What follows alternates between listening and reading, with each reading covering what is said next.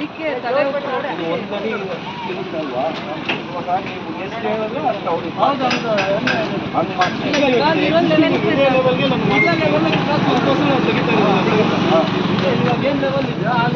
Of ಮಾಡ್ಬೋದು.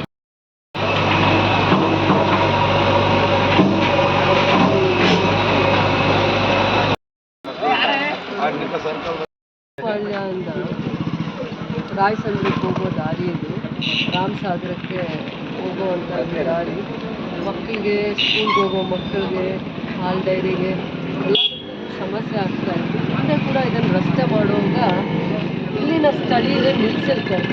ರೋಡಿಂದ ಹೈಟಿಗೆ ರಸ್ತೆ ಬಂದಿದೆ, ಮಳೆ ಬಂದಾಗ ಮನೆಗಳಿಗೆ ನೀರು ನುಗ್ಗುತ್ತೆ ಅನ್ನೋ ಒಂದು ಕಾರಣಕ್ಕೆ ಅಲ್ಲಿಗೇ ರಸ್ತೆ ನಿಲ್ಲಿಸಿರ್ತಾರೆ. ಇದೊಂದು 300 ಮೀಟರ್ಸ್ ಮೇಲಿದೆ, 300 ಮೀಟರ್ಸ್ ಮೇಲಿದೆ ಈ ರಸ್ತೆ. ಏನು ಕಾರಣ ಅಂತ ಮೊದಲಲ್ಲಿ ನನಗೆ ಗೊತ್ತಿರಲ್ಲ. ನಾನು 2-3 ಸತಿ ಈ ಭಾಗದಲ್ಲಿ ಬೇರೆ ಏನೋ ಕಾರ್ಯಕ್ರಮಗಳು ನೋಡ್ಕೊಂಡು ಬರೋವಾಗ ಅಲ್ಲಿ ಅವರು ಹೇಳ್ತಾಯಿದ್ರು, ಇದೊಂದು ರಸ್ತೆ ಈ ಪ್ಯಾಚ್ನ ಹಂಗೆ ಬಿಟ್ಬಿಟ್ಟಿದ್ದಾರೆ, ಅದನ್ನು ಮಾಡಲಿಲ್ಲ, ಮನೆಗಳಿಗೆ ಮತ್ತು ವ್ಯಾಪಾರ ಮಾಡೋರಿಗೆ ತುಂಬ ತೊಂದರೆ ಆಗ್ತಾಯಿದೆ ಅಂತಂದ್ಬಿಟ್ಟು ಪದೇ ಪದೇ ಹೇಳ್ತಾಯಿದ್ರು. ಸೊ ಅನುದಾನ ಆಮೇಲೆ ಯಾವುದು ಕೊಡೋದು ಅಂತ ಆಮೇಲೆ ಮಾಡೋಣ, ಕೆಲಸ ಇಮ್ಮಿಡಿಯೇಟಾಗಿ ಮಾಡಿಸ್ಬೇಕು ಅಂತಂದ್ಬಿಟ್ಟು ನಿನ್ನೆ ಮತ್ತೆ ಬಂದು ಈ ಜಾಗದಲ್ಲಿ ಎಷ್ಟು ಮೀಟರ್ಸ್ ರೋಡ್ ಮಾಡ್ಬೋದು ಅಂತಂದ್ಬಿಟ್ಟು 10 ಮೀಟರ್ಸ್ ರೋಡು, ಅಂದರೆ ಇದಕ್ಕೆ ಮುಂಚೆ 6-7 ಮೀಟರ್ಸ್ ಇತ್ತು, 10 ಮೀಟರ್ಸ್ ರೋಡ್ ಮಾಡೋವಂಥದ್ದು. ಇಲ್ಲಿಂದ ಅಲ್ಲಿಗೆ 350 ಮೀಟರ್ಸು 300 ಮೀಟರ್ಸ್ ಬರುತ್ತೆ. ಆ ರಸ್ತೆನ ತೊಗೊಂಡಿದ್ವಿ. ಯಾವುದೋ ಒಂದು MLA ಗ್ರ್ಯಾಂಟ್ಸಲ್ಲೋ ಯಾವುದೋ ಒಂದು ಅನುದಾನನ ಇದಕ್ಕಾಗಿ ಕಂಪ್ಲೀಟ್ ಮಾಡಬೇಕು ಅಂತ ಹೇಳಿದ್ದೀವಿ. ಅಷ್ಟನ್ನು ಮಾಡಲಿ, ಯಾಕೆಂದರೆ ಮಳೆ ಬರೋ ಟೈಮ್ ಒಳಗಡೆ ಈ ರಸ್ತೆ ಮಾಡಿದ್ರೇ ಅನುಕೂಲ ಆಗೋದಿಲ್ಲ, ಅಂದರೆ ಆಮೇಲೆ ಮಾಡೋಕ್ಕಾಗಲ್ಲ. ಇದು 2-3 ಪಂಚಾಯತಿಗೆ ಹೋಗೋದಕ್ಕೆ ಇದೊಂದು ದಾರಿನೇ ಇರೋದು, ಇದೇ ದಾರಿ ಇರೋದು. ಸುಂದರಪಾಳ್ಯದಿಂದ ರಾಮಸಾಗರ, ಕ್ಯಾಸಂಬಳ್ಳಿಗೆಲ್ಲ ಹೋಗೋದಕ್ಕೆ ಇದೇ ಹತ್ರ ದಾರಿ ಇದೆ.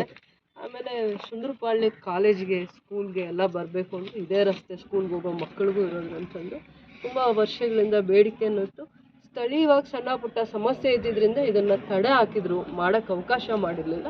ಈ ಸಂದರ್ಭದಲ್ಲಿ ಅವ್ರನ್ನೂ ವಿಶ್ವಾಸಕ್ಕೆ ತಗೊಂಡು ಅದಕ್ಕೆ 1 ಫೀಟ್ ಕೆಳಗಡೆಗೆ ರಸ್ತೆ ಮಾಡಿಕೊಂಡು ಇವಾಗ ಏನಿದೆ ಆ ಲೆವೆಲ್ಗೆ ರಸ್ತೆ ಮಾಡೋ ಥರ ಬರೋವಂಥ ದಿನಗಳಲ್ಲಿ ಪಾಲಾರ್ ನದಿಗೆ ಇದೊಂದು ಕಾಲುವೆ ಇತ್ತೇನೋ, ಆ ಕಾಲುವೆನೂ ಕೂಡ ಮುಂದಿನ ದಿನಗಳಲ್ಲಿ ತೊಗೊಂಡು ಮಾಡ್ತೀವಿ ಅಂತ ಅವ್ರಿಗೆ ಹೇಳಿದ್ವಿ, ಭರವಸೆ ಕೊಟ್ಟಿದ್ವಿ.